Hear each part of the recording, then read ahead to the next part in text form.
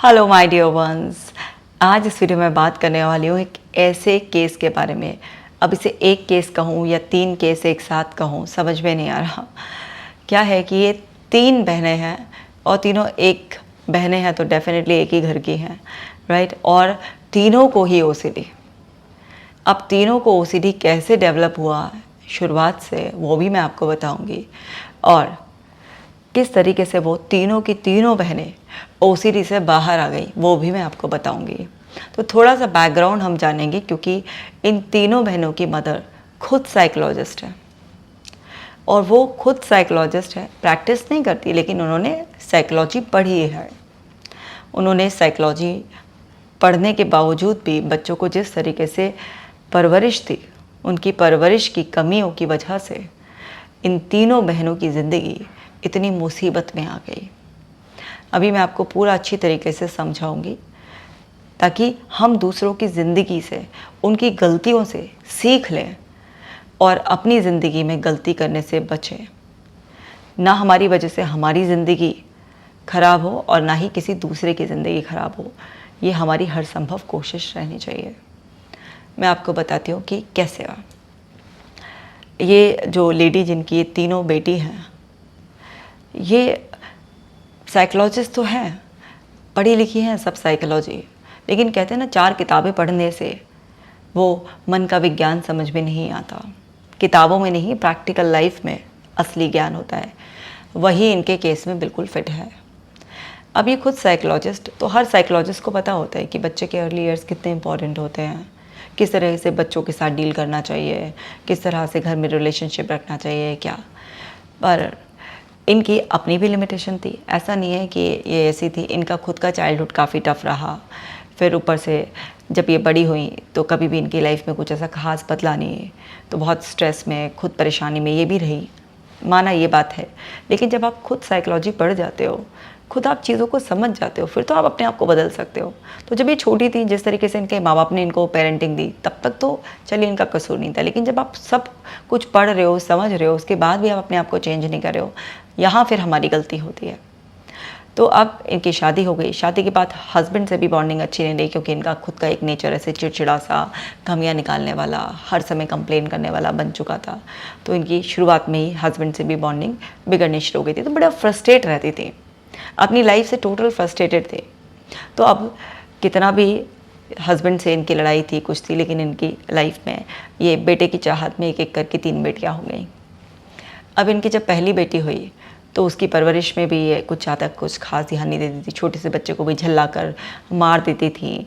तो छोटी सी बच्ची को भी, 2-3 साल की बच्ची को भी बड़ा झिड़क देना। इनकी खुद जो सबसे बड़ी बेटी थी, उसने बताया कि मुझे आज भी याद है कि मैं बहुत छोटी थी, शायद रही होंगी मैं 3-4 साल की, तो मम्मी ने मुझे बहुत मारा था। इतना मारा था कि मम्मी ने हाथ में थपकी भी उठा ली थी कि मेरा सर फट जाता, वो तुम पापा ने आके मुझे बचा लिया। अब 3-4 साल के बच्चे की इतनी बुरी मेमोरी उसके पास है, तो आप सोचिए ना कि उसकी मेंटल हेल्थ पे कितना ख़राब असर पड़ा होगा। तो बहुत फ्रस्ट्रेशन में जो है ना, क्या कहते हैं, इन्होंने बच्चे की परवरिश करी। फिर इन्होंने सेकंड चांस लिया एक लड़के की चाहत में, लेकिन तब भी लड़की हो गई, तो और इनका फ्रस्ट्रेशन लेवल बढ़ गया। और ये बिल्कुल वही फ्रस्ट्रेशन जोन में रहती थी, परेशान रहती थी। घर में कलेश, मार पिटाई, बच्चों के साथ इस तरीके से करना। बच्चे जरा सी भी गलती कर दें तो इतना मारती थी उनको कि बच्चे थर थर काँपते थे।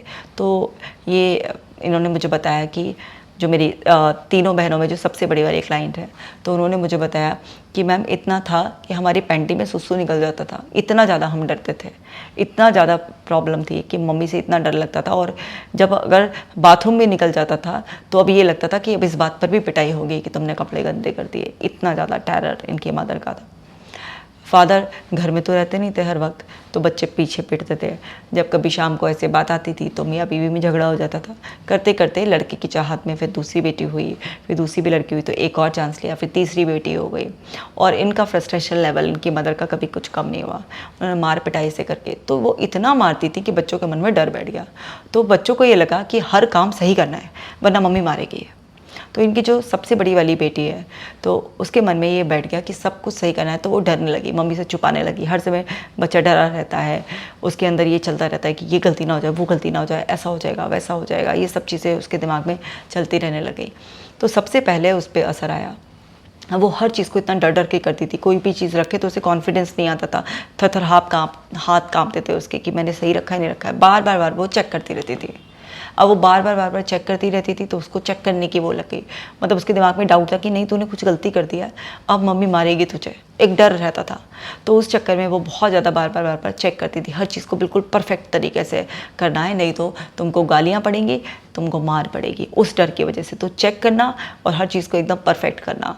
तो उन्होंने बताया कि अगर बाथरूम भी जाते थे तो बाथरूम में जाने के बाद कि कहीं से भी बाथरूम में ज़रा सा भी पानी ना गिरा रह जाए, वरना मम्मी जो है ना क्या कहते हैं बहुत ज़्यादा डांटेगी। तो छोटी सी उन्होंने बताया कि मैम मुझे बहुत अच्छे से याद है कि मैं 6-7 साल की रही होंगी और मैं इतना ज़्यादा वो करती थी कि वो तौलिया जो था उससे लेके मैं जो है ना नीचे का फर्श तक भी साफ़ कर देती थी। इतना ज़्यादा वो था कि अगर मम्मी ने देख लिया कि मैंने बाथरूम गीला कर दिया तो मम्मी फिर से कहेगी मेरा काम बढ़ा दिया, मारेंगी ऐसे करके।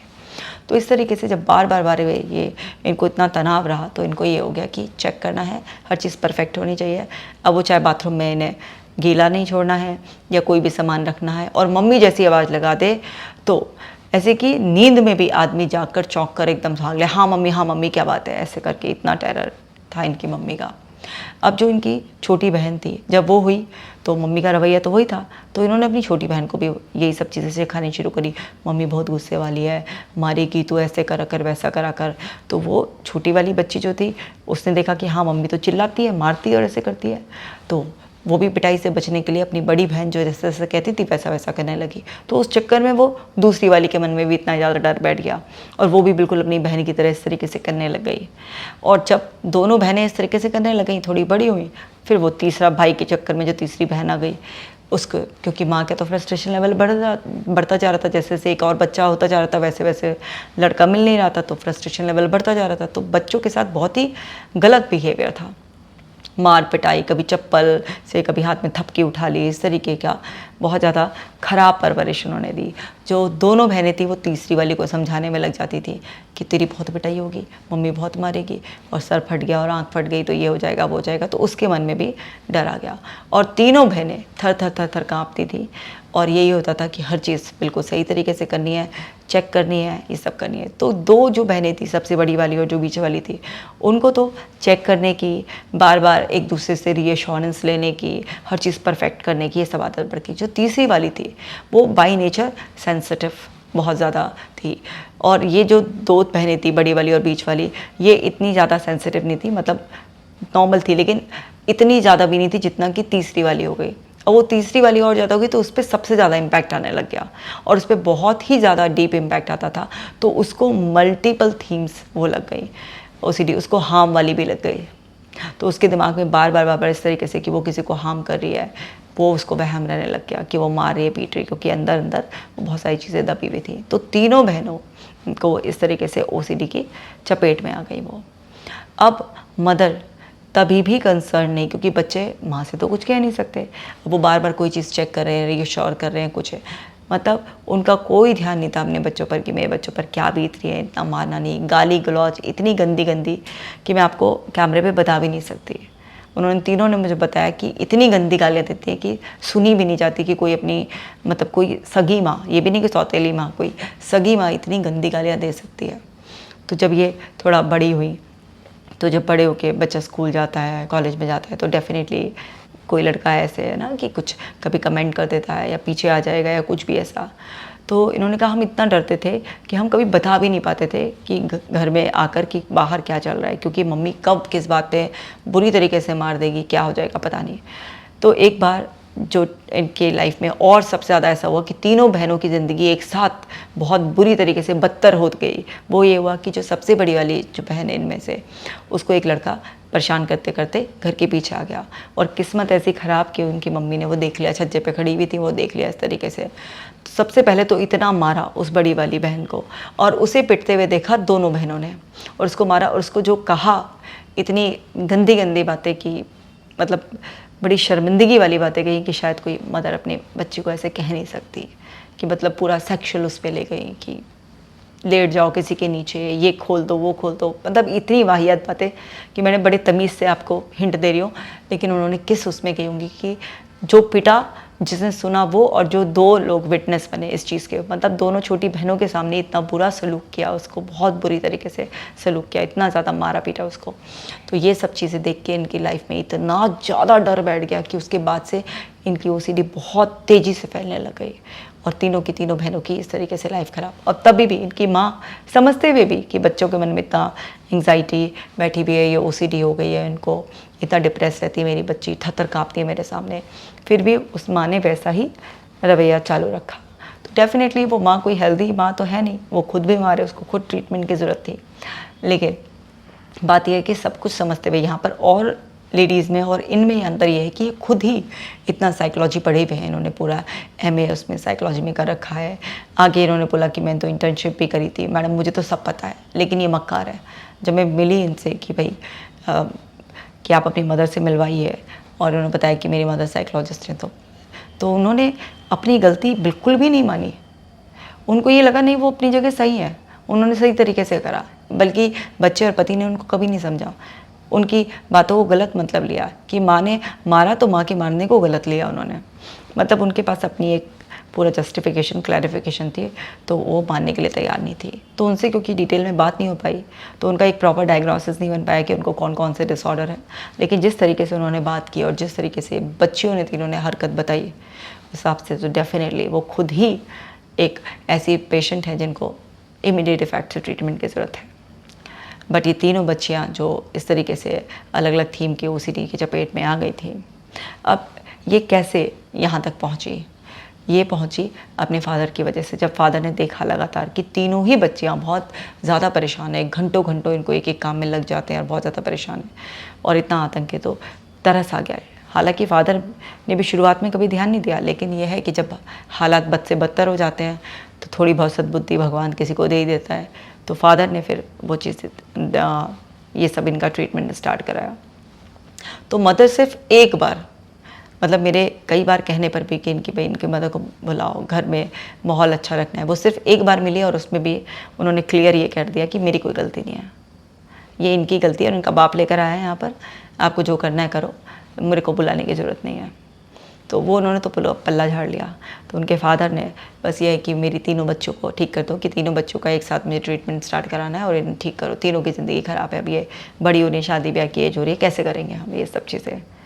तो वहाँ पर इनके फादर की वजह से ये सब चीज़ें ऐसे ट्रीटमेंट स्टार्ट हुआ और ये सारी चीज़ें जो मैंने अभी तक आपको शेयर करी हैं। पर इस तरीके के केसेस में पता है आपको क्या चैलेंज आता है? इस तरीके के केसेस में ये चैलेंज आता है कि घर का एनवायरनमेंट जब तक सुधरता नहीं है, वही मार पिटाई चिल्लम चिल्ली, मतलब आप जवान बच्चों पे भी हाथ उठा रहे हो, किसी दिन आप पर ही उन्होंने हाथ उठा दिया, आपकी हड्डी बसली टूट गई और ये सब हो गया, तो आप क्या ही करोगे ना। बच्ची शर्म में आपको पलट के नहीं मार रही हैं, और मतलब आपका माँ होने का भी आपको एक वो दे रही है दर्जा कि चलो माँ है, मार रही है तो लेकिन हमें पलट कर ये नहीं करना।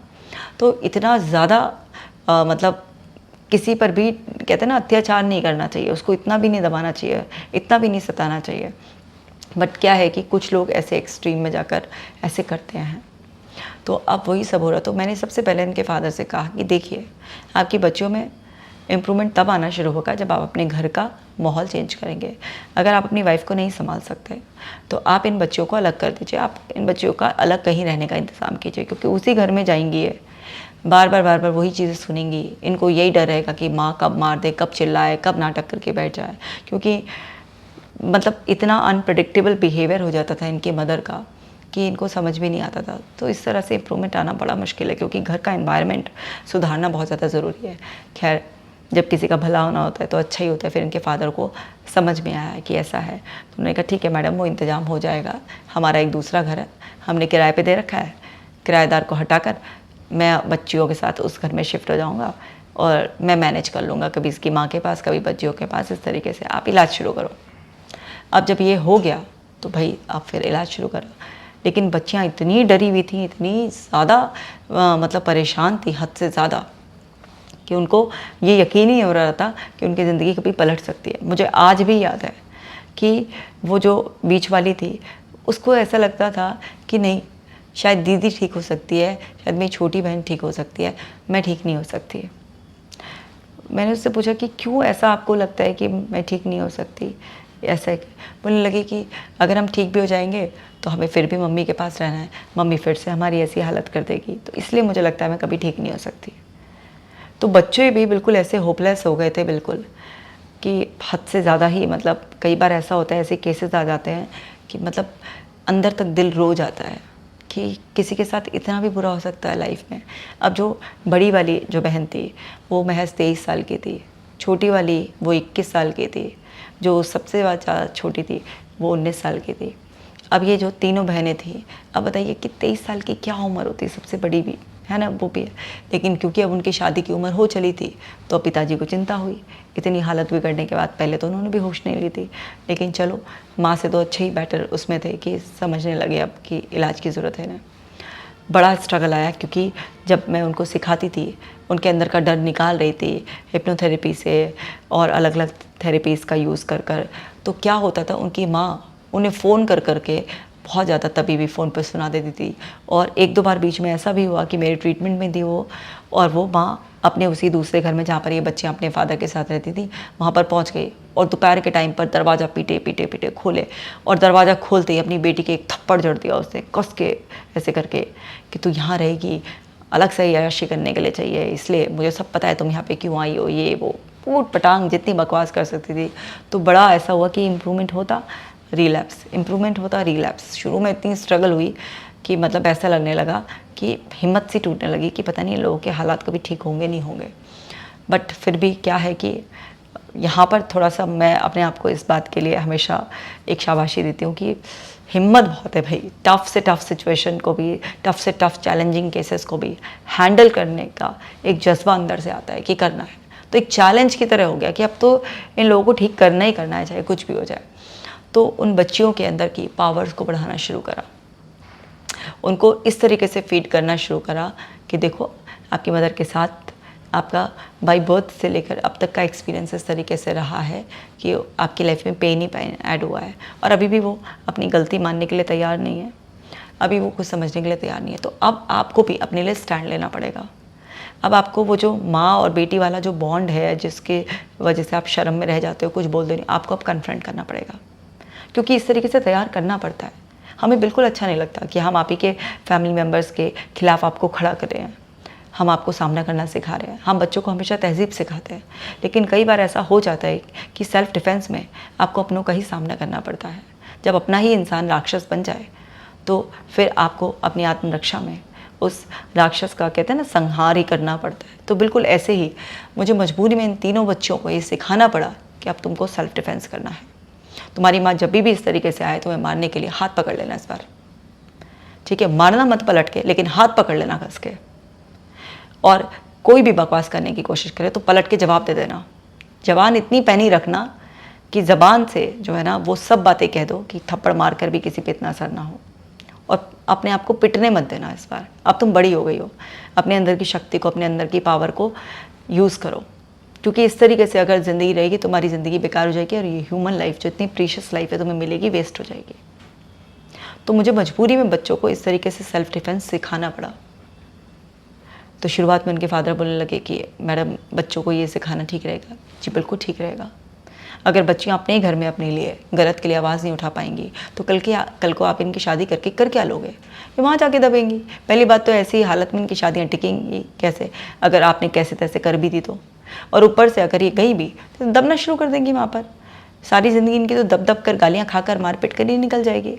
तो बिल्कुल सही है। तब समझ में आया फादर को, और बेचारे रो भी पड़े।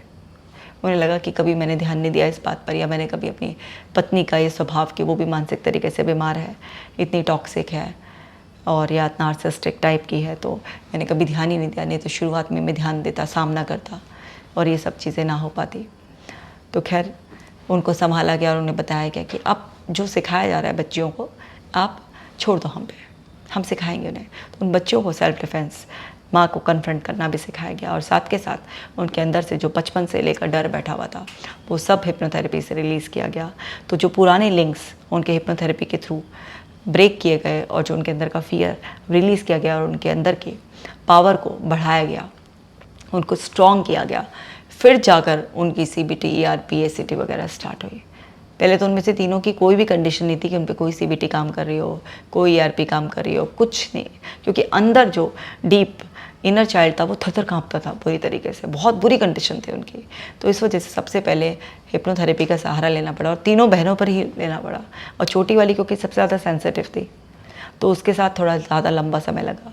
फिर जब उनकी कंडीशन स्टेबल करने के बाद फिर जाकर उनको सीबीटी, ईआरपी, एसीटी वगैरह की मदद से उनका जो कंपल्शंस थे, जो उनको ऑब्सेशंस हैं, उन सब डील करना सिखाया गया। उनके अंदर, तीनों के अंदर कॉन्फिडेंस बढ़ाया गया, उन्हें लाइफ स्किल्स सिखाई गई, उनकी पर्सनालिटी को डेवलप किया गया, क्योंकि बिल्कुल तहस नहस कर रखा था माँ ने सब कुछ। तो वो सब चीज़ें करते करते अब आज तीनों बहनें बिल्कुल खुशहाल हैं, कॉन्फिडेंट है, सामना करना आता है। अब माँ की बिल्कुल हिम्मत नहीं है कि अपनी बेटियों के सामने बोल जाए, बड़बड़ाती रहेगी, कुछ भी करती रहेगी, लेकिन बेटियों से पंगा नहीं लेती अब। तो अब वो अपनी आत्मरक्षा करना सीख गई, उनमें आत्मविश्वास आ गया, उन्होंने अपने अंदर के डर को छोड़ा, जो उनके अंदर के कंपल्शंस थे वो सब रिलीज़ करे। जो सबसे छोटी वाली थी उसके अंदर हार्म के जो थॉट्स आते थे, उसे हर समय ऐसा लगता था, क्योंकि बाकियों को तो क्या था, रीअश्योरेंस लेना है ना, बार बार चेक करना, हर चीज़ परफेक्ट करना, ये सब चीज़ें। लेकिन जो छोटी वाली थी वो बहुत ही अफेक्ट हो गई थी, उसके अंदर तो हार्म के थॉट भी आते थे, वो सब थॉट्स वगैरह सब खत्म हो गए। उसके अंदर का जो दबावा, गुस्सा, नाराज़गी, डर था, सब रिलीज़ कराया गया, और पूरी तरीके से तीनों बहनें अब खुशहाल हैं अच्छी तरीके से। और हर दिन उन्होंने अपने आप से कमिटमेंट लिया है कि अपने कॉन्फिडेंस को बढ़ाना, और गलत का तुरंत के तुरंत सामना करना, और किसी से भी दबने की बजाय अपने ऊपर भरोसा रखना, और गलत को गलत कह भी देना और गलत को वहीं पर रोक भी देना। ये सबसे अच्छी जो मैंने उनको चीज़ सिखाई है, क्योंकि बीमारी को दूर करना तो मेरे लिए आसान है, लेकिन उसके अलावा जो हिम्मत देना, जो सामना करना किसी को सिखाया जाता है, और फिर उसे इस लायक बना दिया जाता है कि आगे से वो अपनी आत्मरक्षा खुद करे, और अपने आप को शुरुआत में ही, जब उसके साथ कुछ भी नाइंसाफ़ी हो रही है, बचा ले, या किसी भी परेशानी में वो जा रहा है, तो शुरुआत में ही अपने आप को समझ के अपने आप को बचा ले। जब ये स्किल्स हम सिखा देते हैं तो वो मुझे और भी ज़्यादा खुशी देता है। तो तीनों बहनें अब बिल्कुल खुशहाल हैं, बिल्कुल नॉर्मल है, और भगवान करे अब उनकी ज़िंदगी में खूब खुशियाँ आएँ, तीनों की अच्छी जगह शादी हो, खूब अच्छी तरीके से उनकी ज़िंदगी हो, सब कुछ बढ़िया रहे। तो हमने क्या सीखा इस केस से? हमने ये सीखा कि देखिए, हम कितने भी पढ़े लिखे हों, कोई भी ब्रांच से हमने पढ़ाई करी हो, वो 4 किताबें हमें तहज़ीब नहीं सिखाती हैं। हमें अपने अंदर सबसे पहले ये समझ लेना चाहिए कि जैसे हम इंसान हैं, जो चीज़ हमें बुरी लगती है, जो चीज़ें हमें ट्रिगर करती हैं, वो दूसरों को भी करती हैं। माँ बाप होने का मतलब ये नहीं होता कि आप अपने बच्चों को किसी भी तरीके से सता लेंगे, मार लेंगे, कुछ भी ऐसा कर लेंगे, नहीं। अगर आपको लग रहा है कि आपके बस में नहीं है, आपके कंट्रोल से बाहर है ये सब चीज़ें, तो आपको एडमिट करना चाहिए, एक्सेप्ट करना चाहिए, और भाई मिलो, किसी से बात करो, समझो कि क्या प्रॉब्लम है, और समझ के आप अपने आप को ठीक करो, ना कि दूसरों की लाइफ इस तरीके से ज़िंदगी नर्क बना दो। अब बताओ, तीनों बच्चियों की ज़िंदगी नर्क ही बना दी थी, उसने नर्क में ही जी रही थी बच्चियाँ, तो ये गलत है। तो हमें ये समझना चाहिए कि हम ह्यूमंस के साथ कुछ प्रॉब्लम होती है, हमारी लिमिटेशन होती है, हम अपने आप में स्ट्रेस्ड होते हैं, हमारे साथ कुछ ना कुछ ऐसा होता है जो हमें परेशान कर रहा होता है, और हम इस तरीके की हरकतें कर रहे होते हैं। लेकिन परेशानी को समझकर हमें अपने आप को बदलना चाहिए, ना कि दूसरों की ज़िंदगी तबाह कर देनी चाहिए। पहली बात तो हमें ये सीखनी है। दूसरी बात, हमें ये भी समझना है कि भाई हमारे माँ बाप हो, भाई बहन हो, या कोई भी, अगर कोई भी पर्सन हमें इस तरीके से सता रहा है, तो हमें अपने लिए स्टैंड लेना है। ये नहीं कि पिटना है हमें, ये नहीं है कि सब चीज़ें हमें सहते जाना है, नहीं। अगर हमारे साथ नाइंसाफ़ी हो रही है तो हमें डट कर खड़ा हो जाना है, आँख में आँख मिलाकर बात करनी है। ज़रूरत पड़े तो अपनी आत्मरक्षा में पूरे वो सारे स्टेप्स लेने हैं जो ज़रूरी है, क्योंकि आपकी ज़िंदगी अनमोल है। कोई दूसरा इंसान समझ ही नहीं रहा है कि यार क्या वाहियात पंती कर रहा है वो हमारे साथ, समझ नहीं रहा है, तो उसे दूसरी भाषा में समझाना ही पड़ेगा।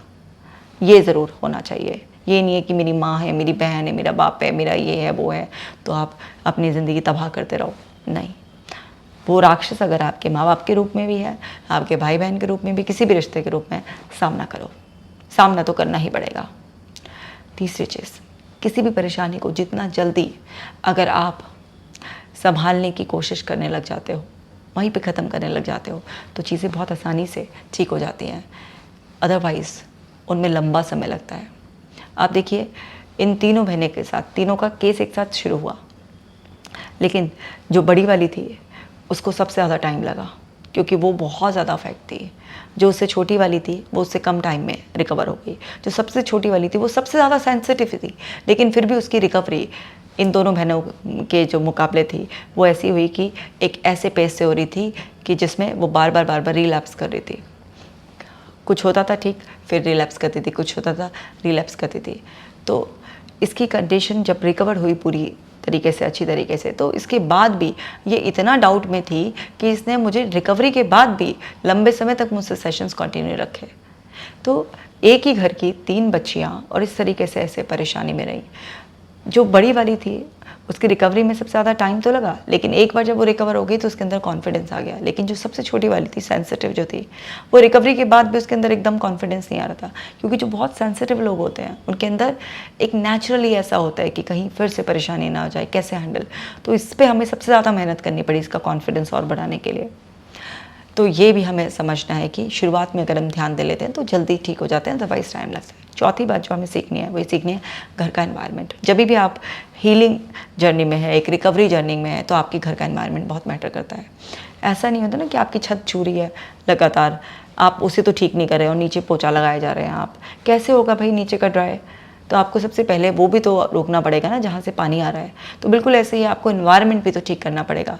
अब जैसे इनके केस में तो था, इनका दूसरा घर था, दूसरे घर में रह लिए बच्चे, लेकिन हर इंसान के साथ ऐसे पॉसिबल नहीं हो सकता ना। तो आपको घर का एनवायरनमेंट भी ठीक करना होता है और पेशेंस रखना होता है, क्योंकि ट्रीटमेंट में समय लगता है, लंबा चलता है। तो बड़ा कॉमन सा है कि अगर आपकी इतनी हालत ख़राब है तो आपको साल 1.5 साल तो कम से कम लग ही जाता है, और ज़्यादा भी लग जाता है, 2-2 साल भी लग जाते हैं, क्योंकि हर इंसान की करने की स्पीड अलग होती है, हर फैमिली का सपोर्ट अलग होता है, सब चीज़ें अलग होती हैं। पर इतनी बड़ी सी ज़िंदगी में से चंद महीने, साल निकालना और अपनी ज़िंदगी को दोबारा से खुशहाल बना लेना, ये बहुत ही वाइज डिसीजन होता है। जैसे इन तीनों बहनों की ज़िंदगी फिर से आबाद हो गई, ये खुशहाल हो गई, ऐसे आपकी भी हो सकती है। बस आपको प्रयास करना है, अपने लिए स्टैंड लेना है। इस वीडियो को सबके साथ शेयर कीजिए ताकि सब लोग अवेयर हो सकें, और किसी के भी साथ ऐसी नाइंसाफ़ी हो रही हो तो वो अपने साथ हो रही उस नाइंसाफ़ी के खिलाफ आवाज़ उठा सके, अपने आप को बचा सके। आप अगर इस चैनल पर नए हैं तो इसी तरीके की यूज़फुल वीडियोस को देखते रहने के लिए सब्सक्राइब कर लें और मेरे साथ जुड़े रहें।